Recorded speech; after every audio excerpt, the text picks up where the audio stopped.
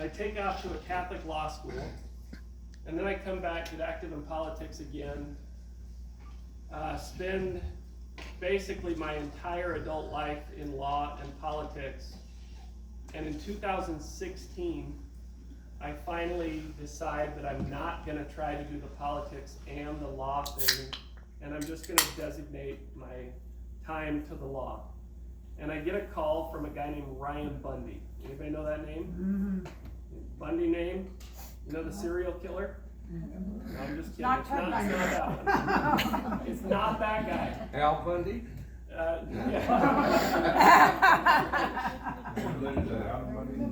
Ammon. So yeah, he's Ammon's brother. And Cliven Bundy, these are the ranchers in Nevada. Anybody not hear of that? That's kind of why I asked you. Okay, so here in Virginia, I'm guessing you have a little bit of federal land. You know, how much? 18%. 18%. 18% of Virginia is federal land. Guess what it is in Utah? 75.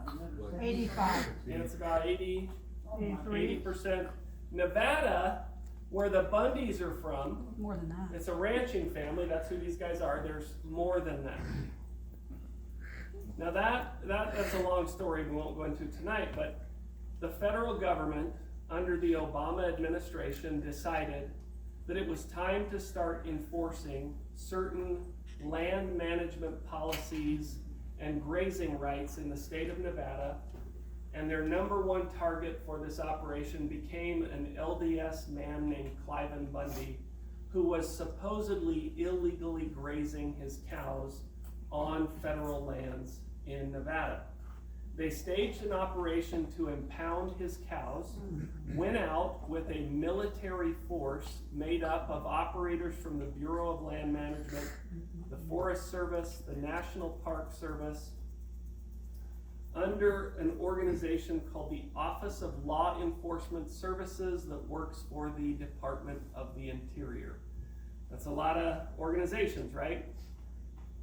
Now, anybody heard of the Bureau of Land Management in Virginia? Okay, and how about the Forest Service? No. How about the National Park Service? Yes. Would it surprise you if I told you that the National Park Service has a sniper team? They do. The Forest Service has a sniper team and a SWAT team, and they have enough money to not just create sniper teams. These guys are former special operators hired out of the military who make up to a couple $100,000 a year working as paramilitary forces for the Park Service and the Forest Service. And in 2014, one of their number one concerns was domestic terrorism in Utah and Nevada. What? Do you see a problem with that? Yeah. There is no domestic terrorism in Utah and Nevada, let alone domestic terrorism amongst Latter-day Saint old men in Nevada and Utah. But for some reason, this became the prime operation, and so these guys went to the Behavioral Analysis Unit of the FBI and said, will you generate a behavioral analysis on this old Mormon farmer in Nevada? Because we're thinking about going and taking all of his cows. Well, they did. They generated a behavioral analysis, and it came back and it said, this guy is not a threat. Not a threat. And if you confront him, don't do these things. Well, they didn't like the report, so they literally hid it illegally through the FBI. Wow.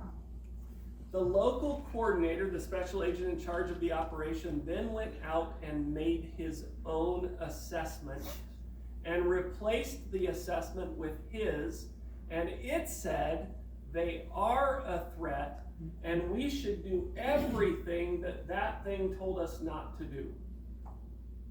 Now, why would they do that?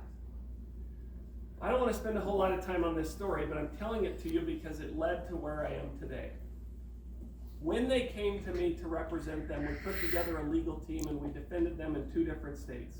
Nevada, But Nevada was after Oregon, where they staged a protest in a little small town against the imprisonment of 2 local ranchers who had been assigned 5 mandatory years in prison for doing an agricultural backburn, which was legal under the law.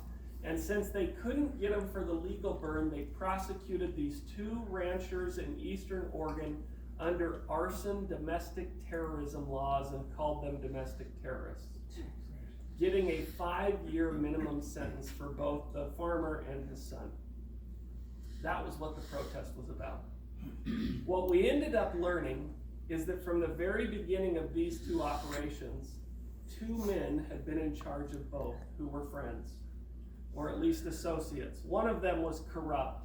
He had an entire whistleblower memo written up about him, including information about how he had created a kill list of people he wanted dead in these 2 operations, amongst all sorts of other horrible allegations.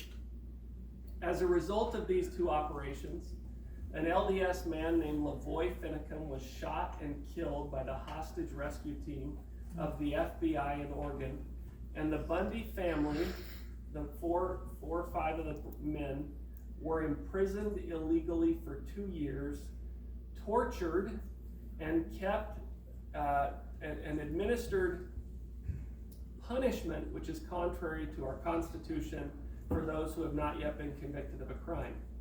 Now, once we won the case in Oregon, unanimous jury found them all not guilty. We then went to Nevada in front of a judge who was appointed by Barack Obama and Harry Reid, and she sided with us, dismissed the entire case for outrageous prosecutorial misconduct because they had been lying to her for years, and we proved that to her in court. Once we were done, when we won in Oregon, imagine the judge sits up here, the lawyers sit right here, the gallery is filled with the public back here, and this area right here is called the well, and you're not allowed to step into the well unless the judge gives you permission. Well, my partner was arguing right here, and he was arguing that my client, because he was just found not guilty on all counts, should be released. Make sense? Mm-hmm. And if you want to keep my client after he's found not guilty, what do you need? A warrant? Some sort of warrant or order of detention and transportation. Guess what they didn't have? Either. Any of those. So my partner was arguing that he should go free, but the guys who were in charge of detaining him don't have the order to detain. And so they proceeded to advance on my partner, tackled him, tased him, and arrested him, and charged him with a federal crime, and then through their offices in Washington, D.C., went after our bar licenses in every state we practiced. The lawyers that we had proven were guilty of outrageous prosecutorial misconduct suffered no repercussions, and to this day still work unfettered in the U.S. Attorney's Office of Nevada, while our bar licenses have been attacked everywhere we practice. Now that wasn't enough to get me out, okay? But it was almost enough to cause me to stop practicing law. It wasn't until 2020 when COVID hit and I saw America shut down its churches and temples, and I saw us cancel jury trials in the name of COVID and kick children out of schools who had a 0% death ratio in most states under COVID, that I finally said to myself, something is seriously wrong with our country.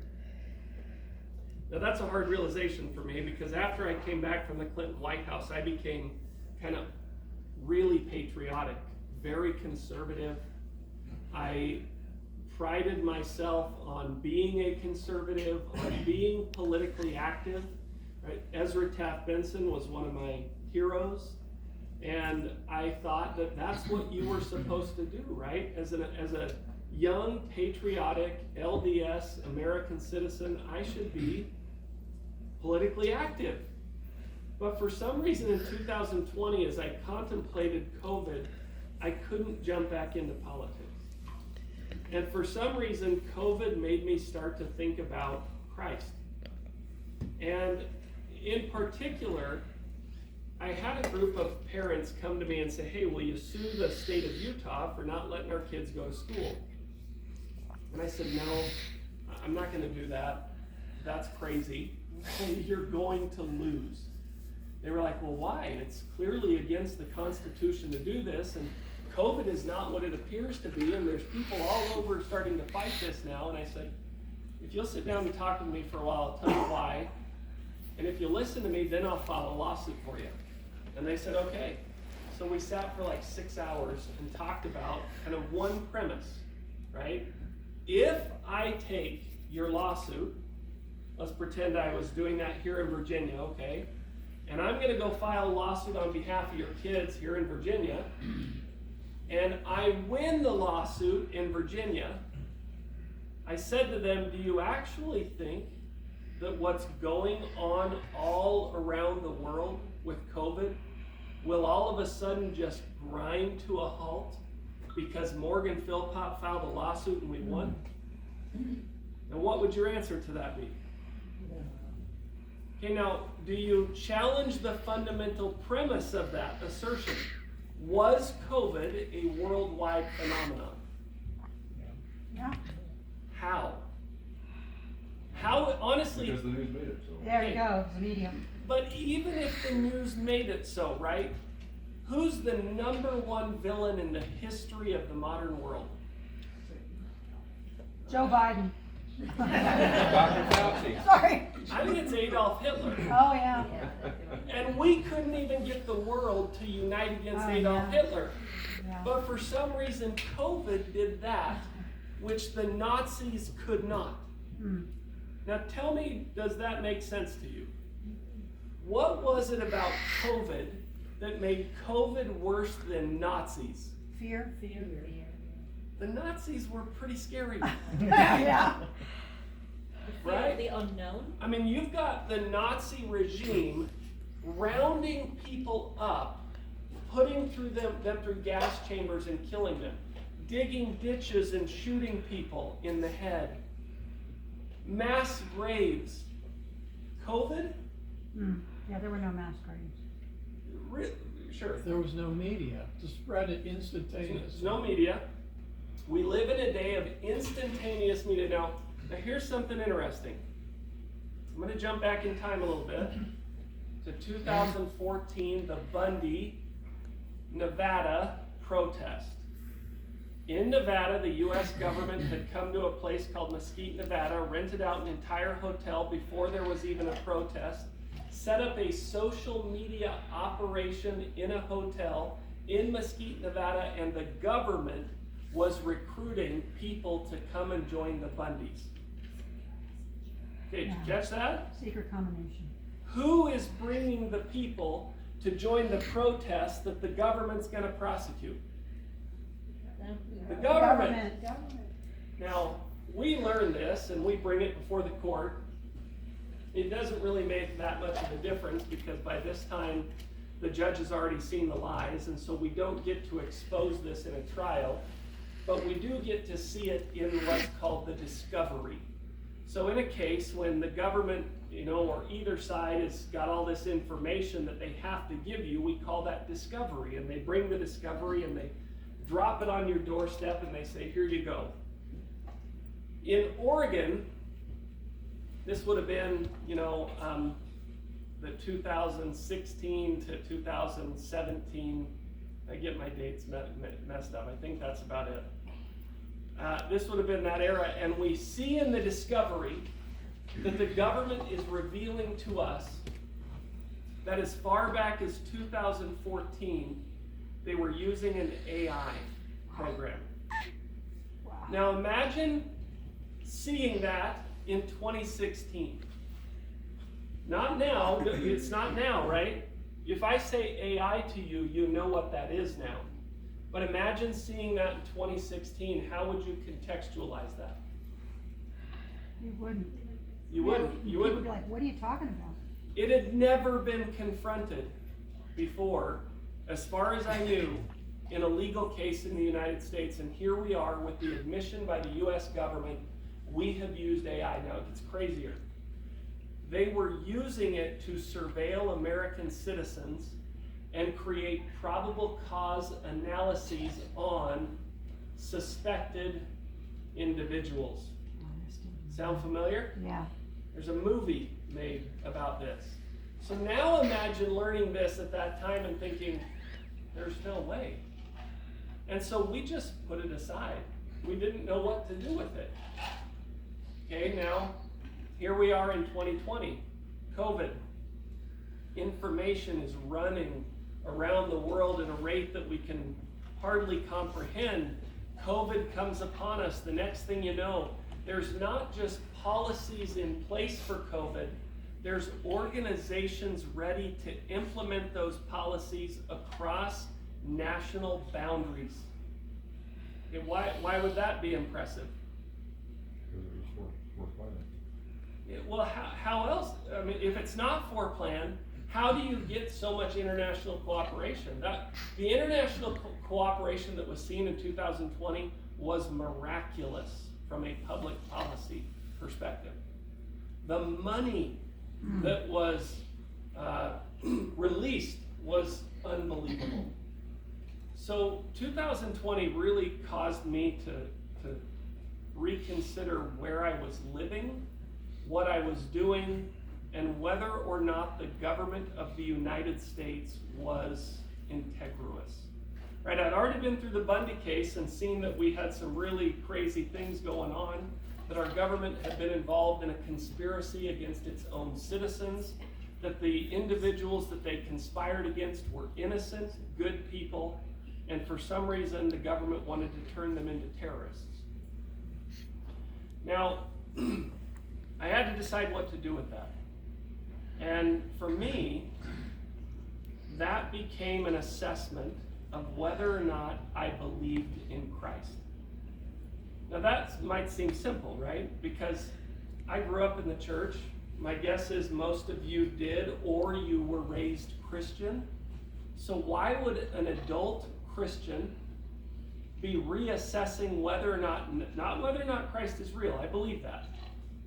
But whether or not it mattered in context of COVID. Why would that matter? COVID's pretty impressive. If you really look at world history, there's only one single time in all of world history where any record claims the entire world was united in one thing. It's the Tower of Babel. And a lot of people don't even believe that's true, right? A-religious or non-Christian people don't even accept, but that's the one place I can point to where it says the world was united, and they were united in something wicked, and the unity to that thing was so wicked that God looked at society and said, I'm going to destroy you, or scatter you in the least, right? So, was COVID a Tower of Babel moment? Yeah. The world's united. In that unity, it says no church, no temple, no First Amendment rights, right? No petitioning for redress of grievances, no jury trials, no freedom of conscience, no freedom of religion. That's problematic, right? If you don't have a First Amendment, when the government decides that COVID is serious, do you have a First Amendment? No. No. So, to me, 2020 was the loss in totality of our First Amendment. Now, the Second Amendment, that was gone a long time ago, right? We have a shadow of that thing today.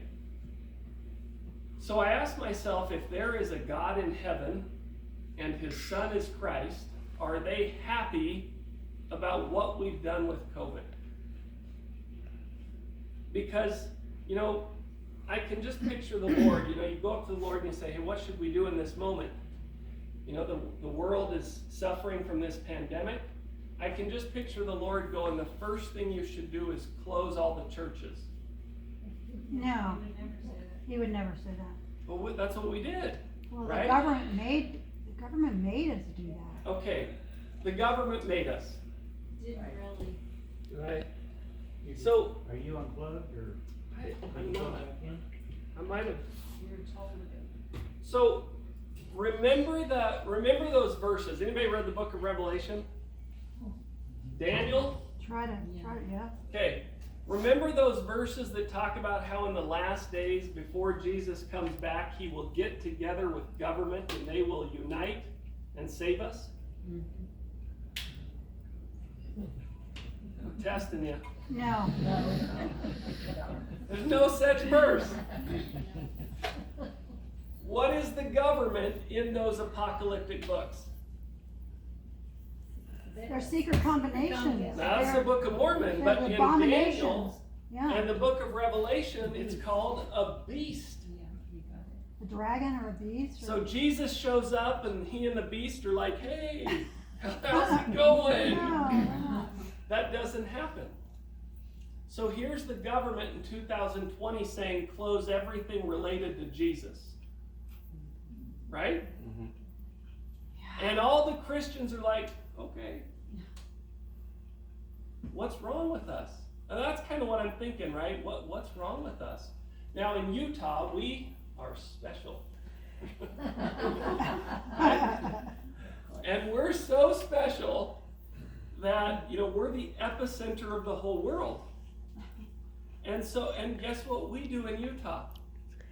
We followed it. We close voluntarily before everybody else. Oh my, I didn't Our know. governor steps up and says, we're going to close everything down, churches, meetings over 100 people before they even declare a national emergency in the United States. Oh, I didn't know that. That's interesting.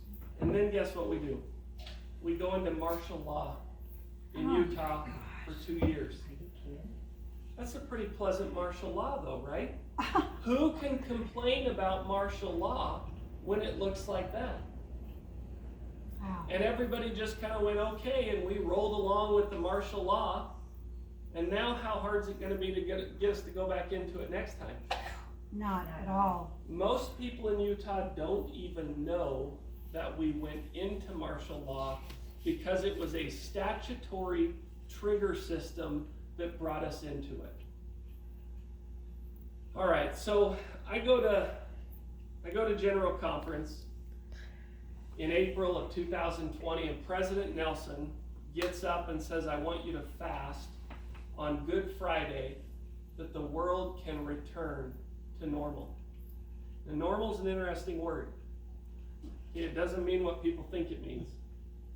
It means to get back in accord in the right way. And I would argue we never did that in America.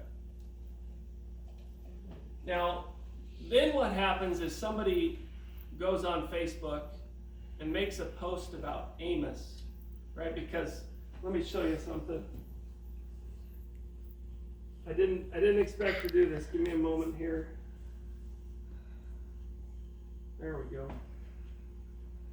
Something happens really interesting in Utah.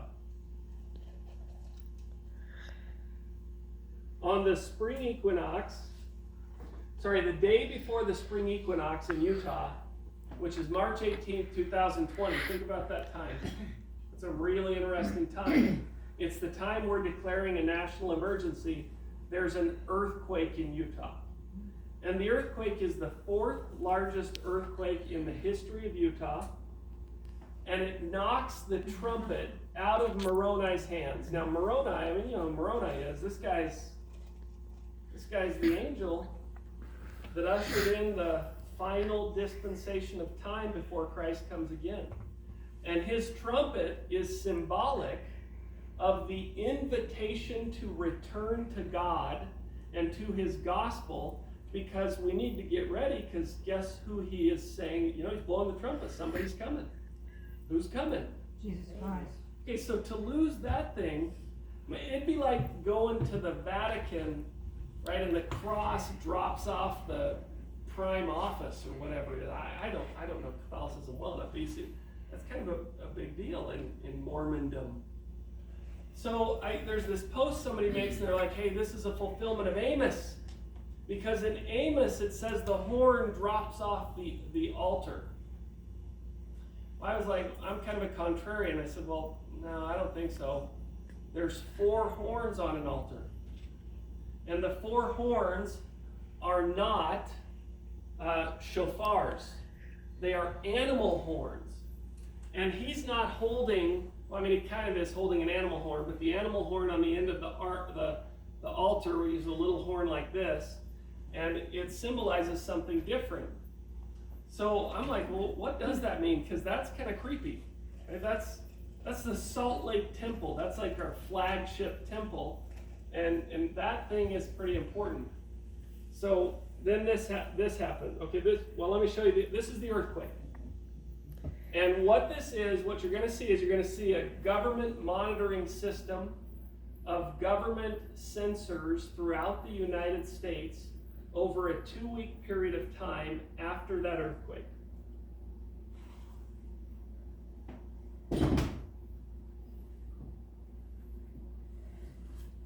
Wow. Went all the way across the country. Wow. Including Alaska. Yeah, the Salt Lake earthquake shook the entire Continent. American continent in a 2-week period of time. Okay, even went down the peninsula of Florida. It didn't just go across. Wow. Now take a look at that.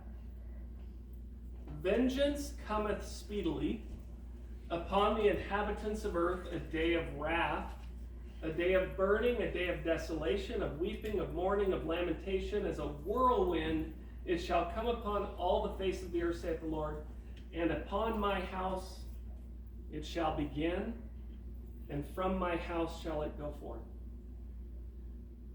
Yeah. Wait, I was in Samoa when there was an 8.3 earthquake. Moroni lost his trumpet. In other places, when there's an earthquake, the trumpet is very lightweight, so that it's not going to damage the whole statue. Or it also broke his thumb, so we had to have it replaced.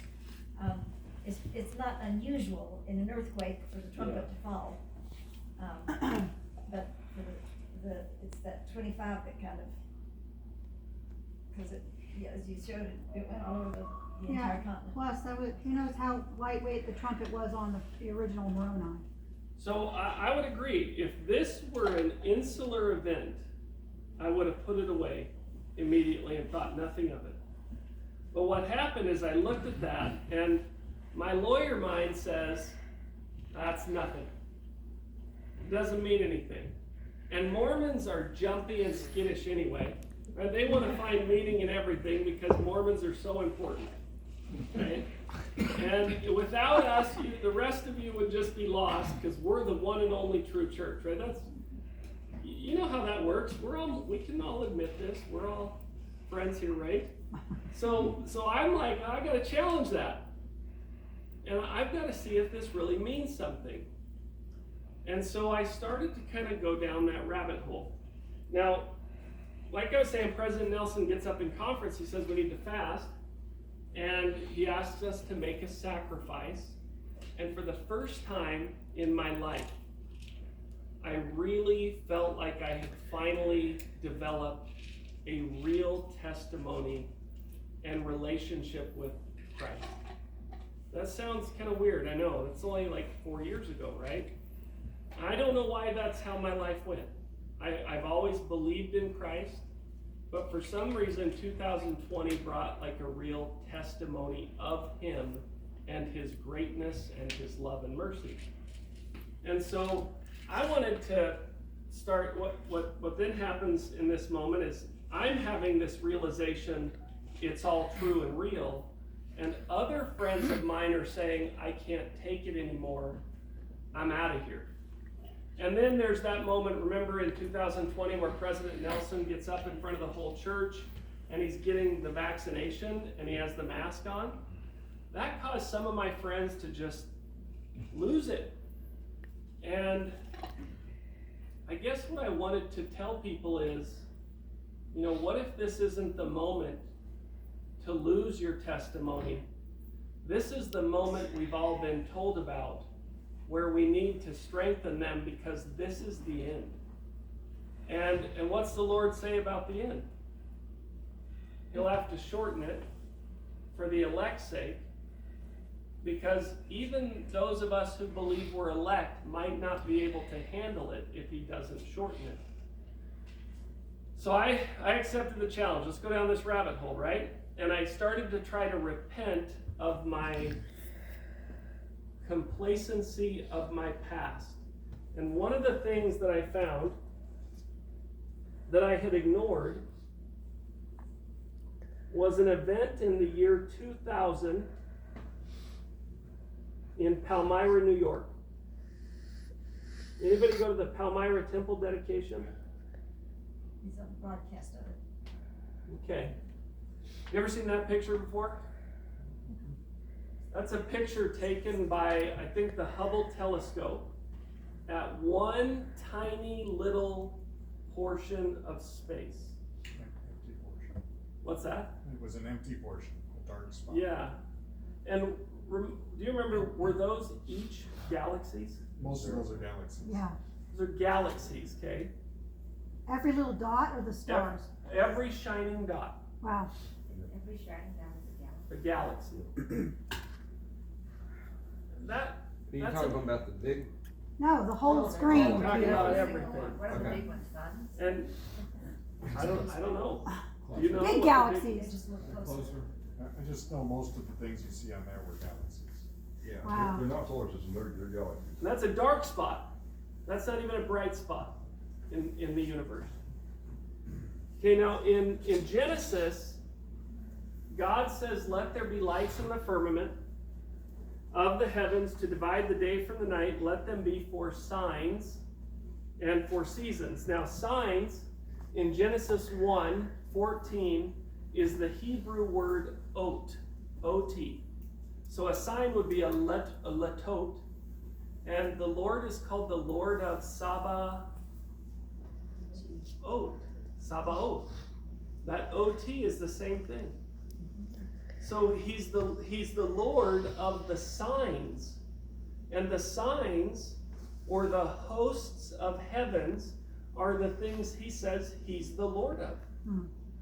And what I started to realize, I have neglected this. I've not studied ever in my life the letotes, or the lights, or the firmament. And what I've done my whole life is I've kind of said, well, that's the zodiac. That's for crazy people. And the witches, right? And the, what do you call them? The fortune tellers. And so I've just ignored it. And yet something really interesting happens surrounding these, okay? Now, another word, I know it's a little bit hard to see. Let the lights be for signs, letot, and seasons. And that word seasons is right here, moadim. There's the letot, the signs. Now, in Leviticus, the Lord says, speak unto the children of Israel and say to them concerning the feasts of the Lord, these are my feasts, says the Lord. They are the feasts of the Lord in their seasons. Okay, look at those underlined words. Feasts, feasts, feasts, seasons. Let's go to that in Hebrew. Feasts, moadeh. And look at the appointed times. Oh, damn. Okay, see how those words are similar. So here's the word seasons, moadim, appointed times, moadam, feasts, moadeh. You see the similarity? Now look at the Doctrine and Covenants. Joseph Smith was amazing. Even if this guy is a charlatan, which I don't believe at all, even if he is, he's the best guessing charlatan that ever lived on the face of the earth. Because he takes this ancient Hebrew as a kid. I mean, this guy, when he's translating the Book of Mormon, is like 20, in 1828, 29. He's 23, 24 years old. And he's taking this ancient Hebrew and he's incorporating it into modern scripture. He's saying in D&C 88, There's a law out there in space to all things. And the law out there in space is governed by these times and moadim. He's using these words in a way that is not just clever, he's using them in a way that is consistent with ancient Hebrew. That's amazing. And he says their courses are fixed. Think about that. You know how many people at this time still thought weird things about space? And here's Joseph Smith saying, no, it's an organized universe.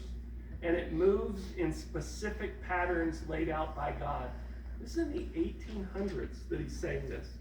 They give light to each other in their times and in their season. And look at this beautiful language written by a 23 and 24-year-old kid.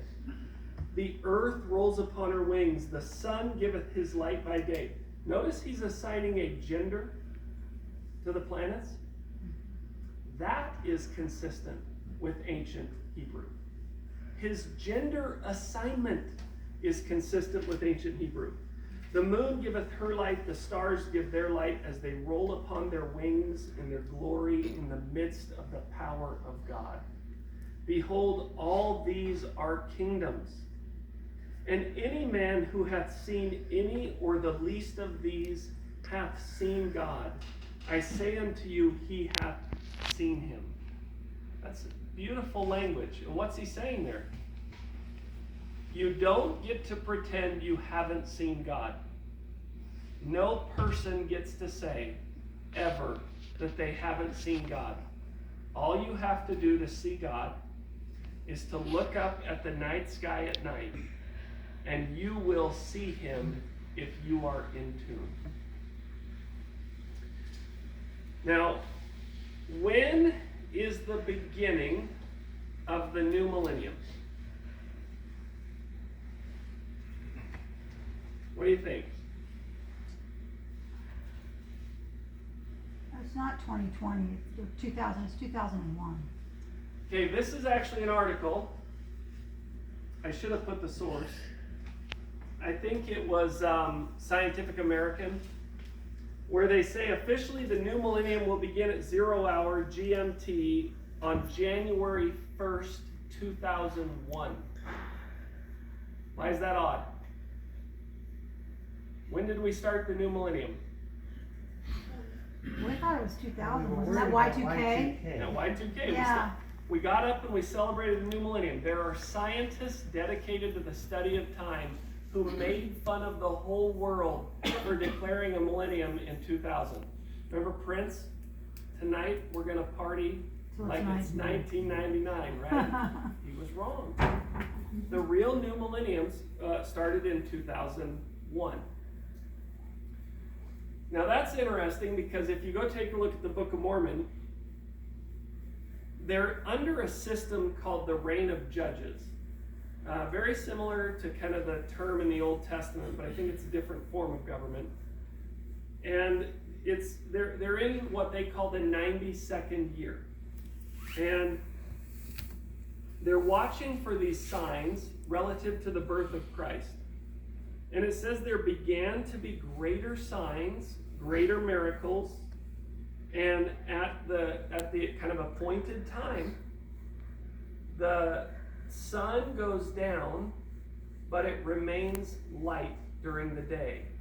And this was the sign that was prophesied to them that would witness that Christ was coming into the world.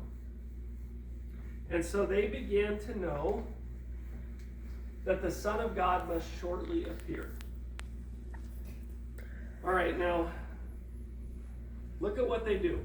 As a result of this sign, they change the reckoning of their time, and they start a new millennium. They call it year 1. And what did we do in 2000? We changed the reckoning of our time. We literally pulled our entire calendar back by a year, and we declared a new millennium in the wrong year. So the first year of our new millennium became what year? 2000, which is a zero-based year. You can't do that in Hebrew. There's no such thing as zero. And that means 2001 became what? The second year. Our second year. Okay, so 2002 is? Third year. Third year.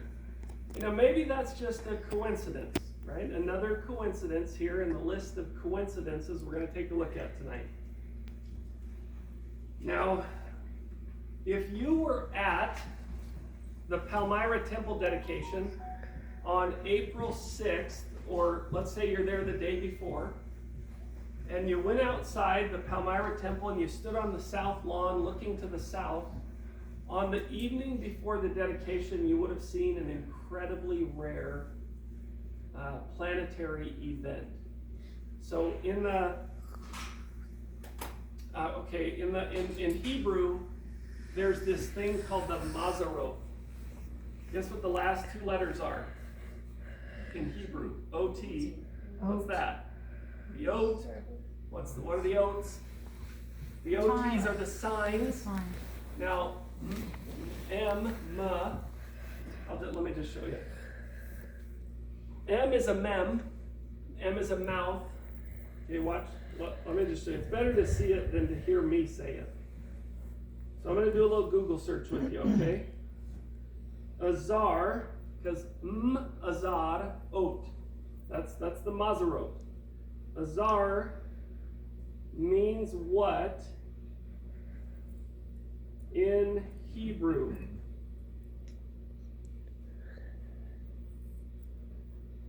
Let's switch that around. Where did we go? Okay. To protect, to aid, to succor, and to support. So signs given for what purpose? Azar, ot. Signs given to protect, to help you, to succor you, and to aid you. Okay, now what's M? M is the mem. Mem in Hebrew, meaning water. Remember when God creates the world? Separates the water above from the water below. Oh, where's the expanded definition? I'm not going to...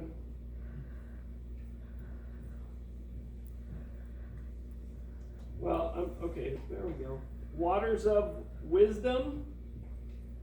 It also means the mouth, right? It's the mouth of the prophet, the thing that speaks. So take that whole word now. The Mazarot is what the Hebrews call the zodiac or the constellations, and its meaning is the signs that warn, protect, guide, that speak, that prophesy. So when we look at these events and we ask ourselves, when I walk out at night and I see the night sky, does it mean anything tonight? I don't know. I don't know on any given night. But when certain things happen, like for example, in the Mazarot, there are 8 grand planets. One of those grand planets is the sun. Now, how many does that leave? 7. As servants or hosts of the Lord of hosts, the Lord of Sabaoth. Leave 7. Does that sound familiar? Read the book of Revelation lately? Right, so 7 years of tribulation, 7 days Seven, to create the world. seven's everywhere. Yeah, it's everywhere, right? Yeah. Monday. Where do we get that name? Moon Day. Right? So there's something, when you start to see all of these in the same place on sacred days, right? How often do you think you can walk out and see all of the planets of the Mazarot and all of the constellations in the same night? How often can you see a 5-planet alignment? Not very often. How often can you see a 7-planet alignment? How often can you see a 7-planet alignment with all 12 constellations in one night? I have no idea. I cannot find the statistics on that. I can find statistics on 10 constellations, but I cannot find anything to tell me how rare it is to see 7 of the grand planets all in one night in a row, followed by all 12 constellations. Okay, watch what happens. Thursday, April 6th, the dedication of the Palmyra Temple is the first day of the first month of the Hebrew year called 1 Nisan. It's the 7th day of Passover, and in the rabbinical oral tradition, it is the day that God parts the Red Sea. It would be the day that Christ dies upon the cross. Wow. Now, if you see all the planets, which one do you think represents Christ? The sun. Okay, keep that in mind. April 6, 2000 is the first day of the first month of an accidental new century and an accidental new millennium. 170 years from the organization of the church, 180 years from the first vision. Exactly April 6th. Yep. Wow. April 5th, 2000 at 4 p.m., if you'd stood outside and waited for the sky to start to go dark, this is what you would see. Now, here's the sun. There are 7 planets. The only reason you don't see Mars is because Mars is behind Jupiter's name, and the name of Jupiter is covering it. Okay. So you've got all of the grand planets, including the 8th planet of the Mazzaroth, which is Earth. And now watch the constellations. Oh, well, let me show you one more thing. These are the names of the 5 planets. Sorry. Yeah, 5 planets, 1 star, 1 moon. And not including the Earth. So you got 7 of them here. Look at the name of Jupiter. You recognize that name. Melchizedek. It's Melchizedek. Zedek. Zedek is righteousness. Malchi, Jupiter is the king planet. So Jupiter would literally be in the Mazzaroth, Melchizedek. Okay, we start at 4 p.m. with the sun in Pisces and all planets aligned. I won't go through those. We go to Aries, Taurus, Gemini, Cancer, Leo, Virgo, Libra, Scorpius, Sagittarius, Capricornus, and at 9 a.m. on April 6th, the sun is in Pisces at the dedication of the Palmyra Temple. Psalms 19 says, "The heavens declare the glory of God, and the firmament sheweth his handiwork. Day unto day uttereth speech." Think of the ma, mem, azar, ot. The mouth that speaks in the heavens and warns us, protects us, guides us. Day unto day uttereth speech. Their line, what's the line? This is an astronomy lesson in the book of Psalms. The line is the equatorial line. It's a giant clock going around every day, telling God's time, which is as a bridegroom coming out of his chamber. Okay, let's go back and look at that. Where's the bridegroom here? At the bottom. And where's he going down at? On the earth. He's going into the earth because he came out of his chamber in the east. So he crosses the entire sky, dragging his entire what? This is a wedding. It's his wedding train. Dragging the entire wedding train in one night, all visible on April 6, 2000. Wow. So if that's not the sign of the bridegroom, I'm open to this, what is? Like if we see this and we're like, nah, that doesn't count. Okay, well, when Jesus comes, that's the real bridegroom, right? So what would be the purpose of something in similitude of that? It's a sign. It's a sign. Look at what Psalm says. This is as a bridegroom coming out of his chamber. His going forth is from the end of heaven, his circuit unto the ends of it. There is nothing hid from the heat thereof. The law of the Lord is perfect, converting the soul. The testimony of the Lord is sure, making wise the simple. Moreover, verse 11, by them, by what? By the signs, the constellations, the oaths. By them is thy servant warned. Warned of what? He's coming. His coming. Okay. So when we think of the bridegroom, we have a lot of references to the bridegroom in the Doctrine and Covenants. One of them is in BNC 65. And if you see the sign of the bridegroom, right, I think it's not hard to see that maybe you're being warned. You're being warned the bridegroom is coming, and we're being told, prepare the way of the Lord. So maybe the Lord is saying, hey, I'm coming soon, get ready. Prepare the way before me. Because aren't we supposed to be his disciples? So the best thing to do if you want to be a disciple of Christ is go join the Democrat or Republican Party. And that's what I was trying to do. I'm trying to go be a lawyer and join the party and be politically active, and yet they don't want to preach the bridegroom. They don't want to preach his coming. And I'm wondering why I'm spinning my wheels my entire life. Until 2020, I realized the only thing we can do, in my opinion, is to just go out and bear witness of Christ and the truthfulness of his gospel. There's nothing more powerful to convert people him than to teach Christ and the amazing signs that he has given to prove to us that he is real. So I start thinking, man, I think he's coming. I need to go out and start preparing. Now, okay. Now, Joseph Smith does this interesting thing in Doctrine and Covenants 88. He starts this church, and then he's like, I think we need to send missionaries out.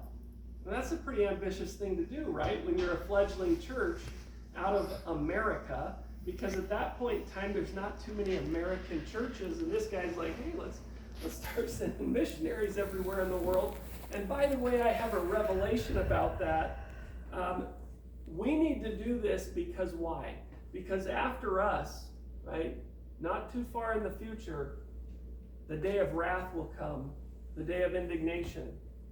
And that's when the Lord starts to preach his own sermon. So what I would posit is if you see the sign of the coming of the Son of Man, it might mean the day of the testimony of the elders is coming to an end, and God will begin to preach with his sermon, which is a sermon of earthquakes, lightnings, tempests, great signs in the heavens warning us that the day is at hand.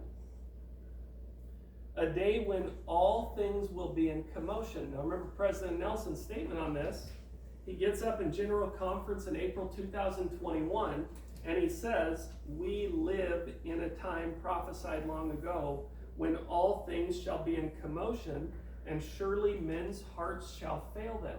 Now what's interesting about that in context of COVID is guess what started happening in major forums around the world with people like professional athletes, Their hearts comedians. were failing them. Their hearts are stopping and they're literally dropping over into comas.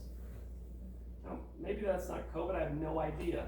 But what a coincidence that a plague that goes all the way around the world causes fear and commotion, starts to literally kill people by dropping them over dead, just like the Doctrine and Covenants implies will happen. Now, when I say things like that, please don't get alarmed. That's a funny thing to say after that. But it's not because I necessarily think it is the sign or it is true. It's because I'm observing all of these events in a short space of time and asking myself, does this mean something? And should we be thinking about it as a people dedicated to the Lord? You know, interestingly, guess what this sign means if it is the sign of the coming of the bridegroom? Joseph says in a Revelation, angels, now interestingly in Hebrew, guess what the angels are? The 7 planetary consorts of the sun and all the constellations, because the Lord is the Lord of Sabaoth, the Lord of the hosts of heaven. Where do you see every night the hosts of heaven speaking? Up in space. And so when he says we see the angels fly through the midst of heaven, what if what he's saying is, yes, there are literal angels, and every night the angels pass along the godly clock and circuit of time. And they cry with a voice saying, the judgment of our God is come. Okay, well, if the bridegroom has come out of his chamber in the east, accompanied by his entire wedding train, that's a sign the bridegroom is coming. And what this means is the judgment of God is come. Now, think about this. This is happening, this sign, at the Palmyra temple dedication. Palmyra means the city of palms. It's the place where God the Father and Jesus Christ appeared to Joseph Smith in 1820, just right close to where the dedication of the temple is happening. And here comes this sign in similitude of the coming of the bridegroom. On the same day, on a holy day, an appointed time, according to the Masorot and Hebrew tradition. Now, they could plan that, right? No. Maybe the church would be like, hey, this is going to happen. We should do it on that day. Right? I'll give you that. They got some pretty smart people working for them. They're just like, hey, let's plan it on this day. Okay, but what about that? If that's the sign, judgment's going to come on who? There's a very specific assignation of judgment upon one particular entity. The whore Babylon. Right? Okay, so April 6, 2020, sign of the bridegroom comes. Does judgment follow or a sign of judgment? Okay, keep that in your head.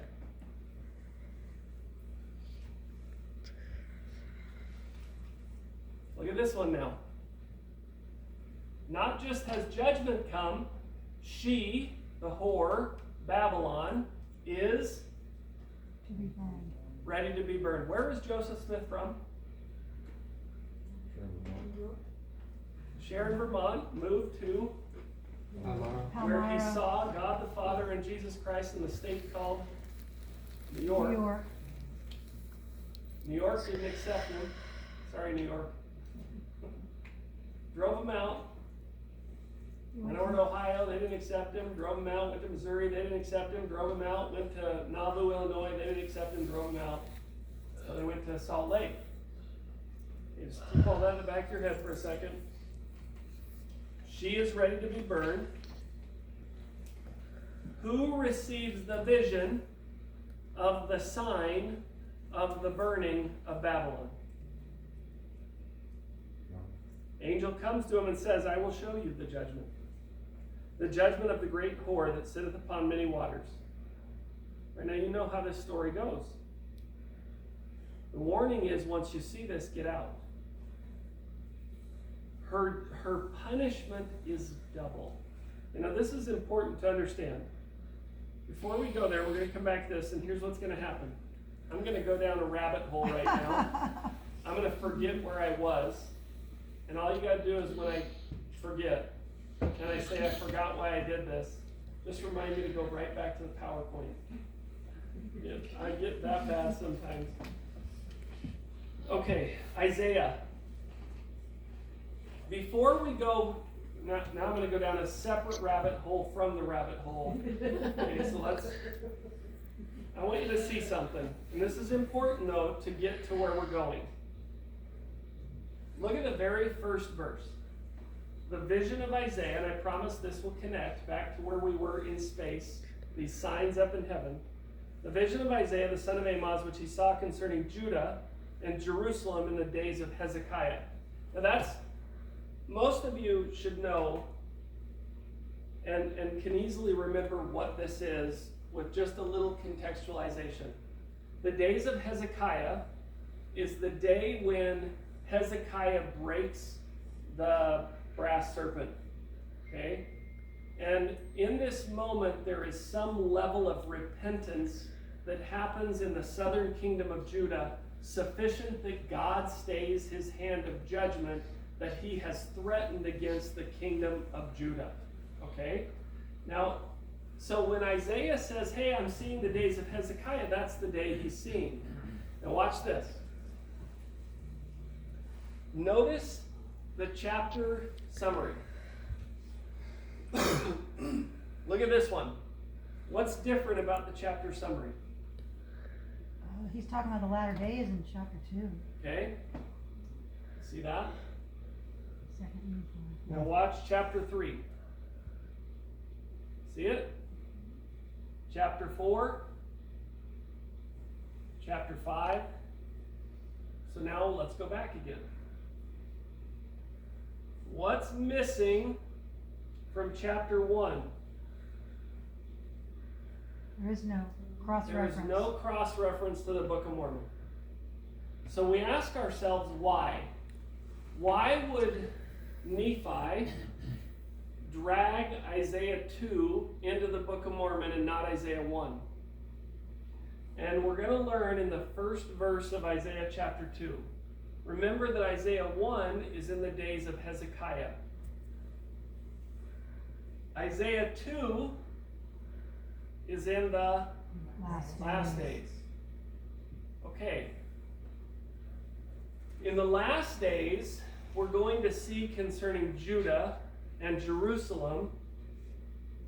And in the last days, the mountain of the Lord's house will be established in the top of the mountains. And not only that, all nations will flow. That word nations is very interesting in Hebrew. If you find its counterpart in Isaiah, it means goyim. And goyim means Gentiles. So you could say all Gentiles will flow to Judah and to Jerusalem in the last days. Do you live in the last days? No. You can't possibly. You know why? Because the Gentiles have never flowed into Jerusalem. And Isaiah says they will. So you don't live in the last days. Sound logic? No. It wouldn't be the New Jerusalem. Okay. What'd you say, Logan? It wouldn't be the New Jerusalem. Okay. Let's take a look at that. Okay. I'm going to go down a third rabbit hole. Okay? And I apologize. Yeah, let's do it. Okay, now I'm going to leave the slide. I thought I was going to remind me to come back to, so now you have to remind me to come back to this slide after we get out of the third rabbit hole into the second rabbit hole back to the first spot. I'll get back there, I think. Okay. If I were to say to you, and if you know this, don't spoil it for your neighbor, make them think about it. That's what, you know, when Christ takes his disciples aside, after they come out of the temple and they're all worried about how he's going to die and the temple is going to be knocked down, he says 3 of the disciples he took aside, and if you go to that word in Greek, the word disciple means those of mental acuity and discipline. It's an interesting term to assign to religious people. Because the world today would say that if you're religious, you have no mental acuity or discipline. And here's the word in Greek, seeming to specify that the greatest of his disciples, Peter, James, and John, are men of great mental acuity and discipline. And that, in my opinion, is what the scriptures take. Is they take a commitment, a great commitment to mental acuity and discipline. In 1958, National Geographic magazine published an article called Geographical Twins Worlds Apart. 1958. This is what they put in that article. This is the Jordan River in Israel. That is what? The same place. It's the creek down here in Rome. No, I'm just kidding. It's not. It's in Salt Lake. That's Utah. It's the Jordan River in Utah. This is the Dead Sea of Israel. That's the Great Salt Lake of Utah. They published this map, the Dead Sea, a holy city called Jerusalem, the Great Salt Lake, a holy city called Salt Lake, a 60-mile Jordan River to a fresh body of water, a 60-mile Jordan River to a fresh body of water. Now, say Judah in Hebrew. Yehuda. Yehuda. Spell Utah phonetically. UDA. Y Why UDA? O O or Y U D A H. Say that in Hebrew. Yehuda. Utah has literally been given the modern Apache Ute name of the ancient kingdom of Judah. Now, the Mormons planned that, right? The Mormons are like, they get to Utah, they're like, man, look at what we got, we can set up an empire. That Joseph Smith, he was clever, right? Now we're going to take Joseph a little farther, and we're actually going to call ourselves the Lord's holy people in a place that appears to match the Holy Land, strangely enough, name everything after the Holy Land, and now all we got to do is name ourselves Judah. There's a problem with that. It's not true. Who gave Utah its name? Well, they wanted the beehive or something like the desert. Deseret. And then it was like, yeah, government. There's a political war in Utah in the late 1800s. Anti-Mormons who hate the Mormons in Utah, and Mormons who want to control their own destiny. So the Mormons, Latter-day Saints, say, we want to be known as the state of Deseret. And the anti-Mormons say, no. You're going to be called Utah. After the ancient kingdom of Judah. No, they didn't say that. They said after the Ute Indians. And the Apache also had a word, Yeutahi. And the Ute word was Utah, and it meant top of the mountains, people up on high, place up on high. What did Isaiah say? In the last days, a temple, the mountain of the Lord, would be set up in a place called the top of the mountains, which strangely enough is what Utah means. And the Gentiles would flow to it. Now tell me one other place in the world where that fits so perfectly.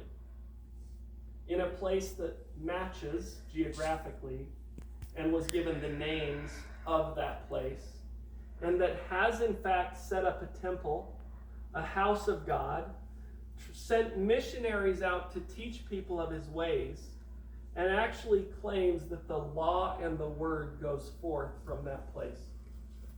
That's Utah. It's amazing. And if the Mormons are good at anything, it's orchestrating everything so perfectly. Right? They're just those conniving Mormons, right? And so let's go back here. Why would I say that at all? Let's go back to our spot. Let's go back to Palmyra.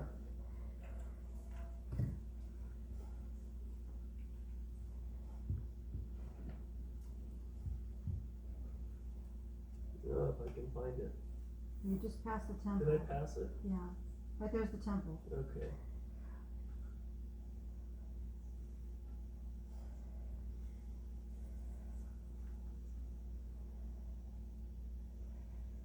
All right.